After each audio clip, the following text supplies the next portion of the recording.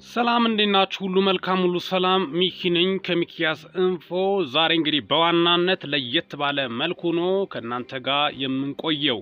በዋናነት እንግዲህ ስለ ትዳርን በማስመልከት በፕሮቴስታንት እምነት ተከታዮች አልፎም ደግሞ በወንጌላውያን አማኞች ማለት ይቻላል በመጽሐፍ ቅዱስ አስተምሮ በርካታ ቁጥር ያላቸው ኢትዮጵያኖች የሚወዱትና ደግሞ በማስተማር ዙሪያ መጽሐፍ ቅዱስን በማስደገፍ በማስተማር የምታወቀው ሜሎስ እንግዲህ በቅርቡ ኤልዳና የምትባል እንደምታወቀው በጣም በሚገርም ሁኔታ ሶሻል ሚዲያ ላይ አነጋጋሪ ንግግሯ በርካቶችን ያስደነቀና በጣም ያስገረመ ክስተትም ነበረ በሰዓቱ። እሷ እንግዲህ ባሌ ችት ቢያደርግብኝም አልፈታውም ይቅር እለዋለሁ ማለቷ የምታወስም ነው። ይህ ደግሞ በርካታ ቁጥር ያላቸው ኢትዮጵያኖችን ያስገረመ ጉድ ያስባለ ክስተትም ሆኗል። ምክንያቱም ያው ኢንካሬጅ እንደማድረግ ነው በማለት በርካቶቹ ሀሳባቸውን ሲያነሱ፣ በሰዓቱ ደግሞ ሌሎቹ ኢንካሬጅ ሳይሆን ያው የመመለስ ምናልባት የሰው ልጅ ይሳሳታል የመመለስ እድል ካለው እሰጠዋለሁ እንደማለትም ነው እሷ የገለጸችው ሞቲቭ ማለት ነው። ይህ አስተያየቷና አመለካከቷ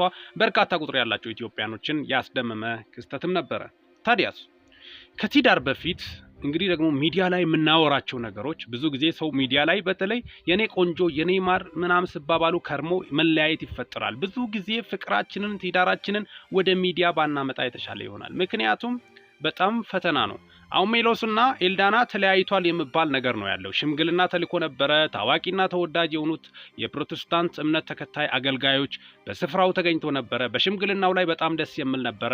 ሜሎስና ኤልዳና መጣመራቸው በርካታ ኢትዮጵያኖችን ያስደሰተ፣ በሰዓቱ ደግሞ እንኳን ደስ አላችሁ፣ እንኳን ደስ አለሽ፣ እንኳን ደስ አለ እያሉ መልእክት ሲያስተላልፉ ነበር። ታዲያ ምን ያደርጋል ነገሩ ባጭሩ ተቋጨ በማለትም ነው ገና ለገና ወደ ሰርግ እንኳን ሳይመጡ በማለት በርካቶቹ ሀሳባቸውን እየገለጹ ይገኛሉ። በዛ ዙሪያ እንግዲህ እኛ በማይመለከተን ነገር ውስጥ ባንገባም ግን ሶሻል ሚዲያ ላይ እየተዘዋወሩ ያሉት መረጃዎች እንግዲህ መኮንን አይነት አንዳንዴ ደግሞ የመሳለቅ ሙድ የመያዝ ነገር፣ ከተፋቱም ለራሳቸው ነው ከተጋቡም ለራሳቸው ነው፣ የሚመለከተን ነገር የለም። ግን ወደ ሚዲያ ስናመጣ አንድ ነገር መጠንቀቅ አለብን። የምናወራቸው ነገሮች የማንኖረውን ነገር ሶሻል ሚዲያ ላይ ባናወራ የተሻለ ይሆናል ማለት በርካቶቹ ሀሳባቸውን እየገለጹ ይገኛሉ። ምክንያቱም ባሌ ቺት ቢያደርግ ባያደርግ መጀመሪያ ትዳር በአግባቡ ራሱ መኖር ወሳኝ ነው።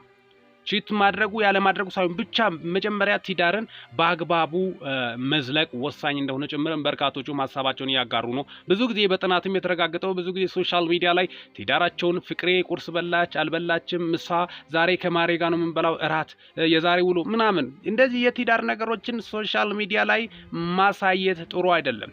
መጨረሻው አውትፑቱ አያምርም። ብዙ ምቀኛ ይበዛል፣ ብዙ ቅናተኛ ይበዛል፣ ለማስጣል ሞክር። እንደምታወቀው እንግዲህ የሰው ልጅ አንዳንዱ በተፈጥሮ ጠማማ አለ፣ የሰው ደስታ የማያስደስት እንዲሁ በተፈጥሮ የሚቀና ስላለ ነገሮችን ወደ ሶሻል ሚዲያ ማምጣት ጥሩ አይደለም። ከነሱ ህይወት መማር እንዳለብን ነው በርካቶቹም አንዳንድ አዋቂ በትዳር ዙሪያ እውቀት ያላቸው ሰዎች እየገለጹ ያሉት ማለትም ነው። በዚህ ዙሪያም ነው በዋናነት እንግዲህ ከነሱ ህይወት መለያየታቸው በይፋ ባይባልም በዛ ዙሪያ እንግዲህ እሷም የምትሰጣቸው ኮሜንት ላይ ሪፕላይ የምታደርጋቸው ነገሮች፣ ኤልዳና ሪፕላይ የምታደርጋቸው ነገሮች መለያየታቸው ምናልባት ሊጠቁም በከፍተኛ ሁኔታ እየጠቆመ እንደሆነ ጭምርም ነው። በቅርቡ ነበረ ሽምግልና የተላከላት፣ ጥሩ ነበረ፣ ጥሩ ሂደት ላይ ነበረ። የኔ አባት ሲባባሉ ነበረ።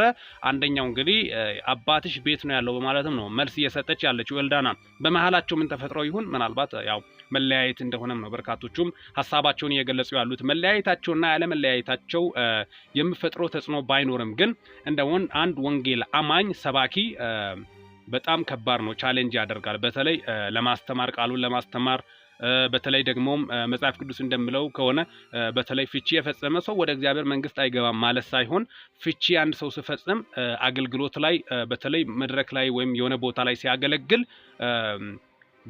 ሰዎች ይሰናከላሉ የሚል አይነት ግሳጼ ምናምን አይነት ነገሮች አሉ የድሮ ቸርቾች ላይ በብዛት በዋናነት ማለትም ነው። ሜሎስ እንግዲህ ምናልባት በዚሁ ከጋብቻ ወይም ሰርጋቸው እስካሁን ድረስ በሚዲያ ላይ ይፋ አልተደረገም፣ ሽምግልና ነበረ።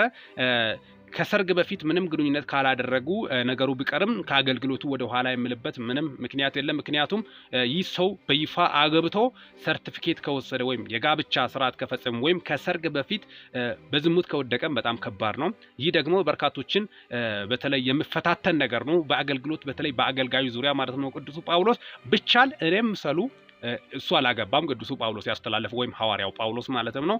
ካልሆነ ደግሞ አንድ ሰው ምስቱን ልፈታ ወይም ምስትዮ ባሏን ልትፈታ የምትችለው በዝሙት ካልሆነ በስተቀር አይቻልም ብለዋል መጽሐፍ ቅዱስ ላይ የተቀመጠው ማለትም ነው። ሌላው ደግሞ በሞት ከተለየ ያው ሌላ ወንድ ማግባት ትችላለች። ግን መፍታትና በዝሙት ምክንያት የፈታ ሰው ያግባ አላለም መጽሐፍ ቅዱስ ላይ፣ እሱንም አላስቀመጠም። ግን በሞት ከተለየ ወይም ከተለየችው ምናልባት የማግባት እድሉ ከፈለገ አለ ሊያገባ ይችላል። ግን ያለዚያ አይቻልም። ትዳር ላይ ትዳር እንደገና ደግሞ በዝሙት ምክንያት ፈቶ ማግባትንም መጽሐፍ ቅዱስ ላይ የገለጸው ነገር የለም። ግን መፍታት እንደሚችልም ነው። ምናልባት ደግሞ አንዳንዶቹ በይቅርታ የምታረቁበት ሁኔታም ነው።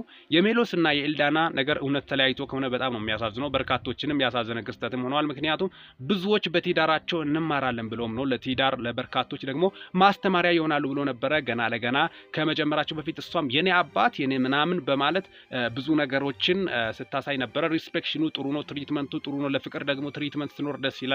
ሴት ልጅም እንክብካቤ ትፈልጋለች፣ ወንዱም እንደዚሁ ደግሞ በክብሩ አይደራደርም። ምናልባት ሁለታቸው ዓለማቸው ላይ ገጣጠም ወይስ ላይ ጣጣም ነው፣ በአንድ መንፈሳዊ እምነት ውስጥ ነው የሚገኙት። ታዲያ እንዴት ሆኖ ሊለያዩ የቻሉት? ምን ኬዝ ነው የምለው ነገር እስካሁን ድረስ ዲቴይል ሶሻል ሚዲያ ላይ ነገሩ አልወጣም። ሜሎስም እንግዲህ ትዳር ከእግዚአብሔር ነው። አንድ ሰው አገልጋይ ወደ ትዳር ከመግባቱ በፊት እውነተኛ አገልጋይ ከሆነ ዲቴይል መጸለይ አለበት፣ የእግዚአብሔርን ድምጽ መስማት አለበት። ያለዚያ ከባድ ነው። ትዳር በስሜት ወይም በፍጥነት የሚደረግ ነገር አይደለም። ስለዚህ በጣም ስክነት ይጠይቃል። በተለይ አገልግሎት ላይ ላለው ሰው በጣም ጥንቃቄ የሚጠይቅ ነገር ቢኖር ትዳር ነው።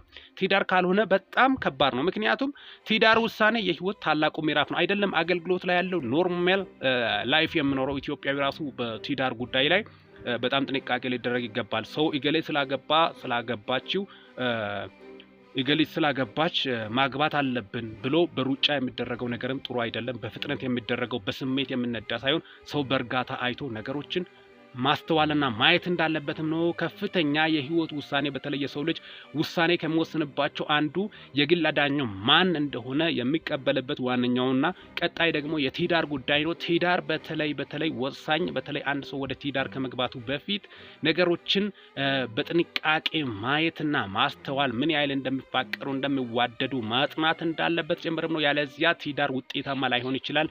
በበሽታም በሁሉም ነገር በክፉ ጊዜ በክፉ ነገር በሁሉም በማንኛውም ሲቹዌሽን ላይ አንድ ላይ የመቆየት ነገር ነው። ገና ለገና እንደዚህ ሳይጋቡ መለያየት በጣም ከባድና አስቸጋሪ እንደሆነ ጭምር ምን ያህል ቸልተኝነት ዋጋ እንደሚያስከፍል ጭምር ነው። በተለይ አገልግሎት ላይ ላሉ ሰዎች በጣም ከባድ ነው። ትዳር ከፍተኛ የህይወት ምዕራፍ ነው። ይህ በምክንያት ነው እንግዲህ በጣም ስለ ትዳር መጽሐፍ ቅዱስም ዲቴይል የገለጸበት ሁኔታም ነው። ትዳር ላይ ጥንቃቄ ይጠይቃል ማለትም ነው። ሁሉም ሰው በፍጥነት ልክ እንደ ሌሎች ዓለማውያን እንደሚጋቡ አይነት ሲሆን በጣም ከባድ እንደሚሆንም ቅዱሱ መጽሐፍ ይናገራል። ስለዚህ ትዳር በጣም ወሳኝ የህይወት ምዕራፍ እንደሆነም ነው ሁኔታዎቹ የሚያስረዱት። በትዳር መካከል ነው ልጅ የሚፈጠረው፣ የሰው ልጅ የሚመጣው።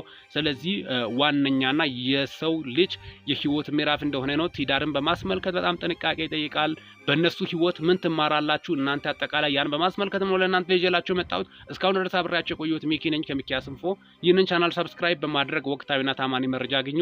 ለእሳታት ካሉኝ አጫጭር መረጃዎች ይመስላሉ። በወቅታዊና አጫጭር መረጃ እስከምንገናኝ ድረስ በያላችሁበት ዓለም ክፍል ሰላም ያቆያችሁ።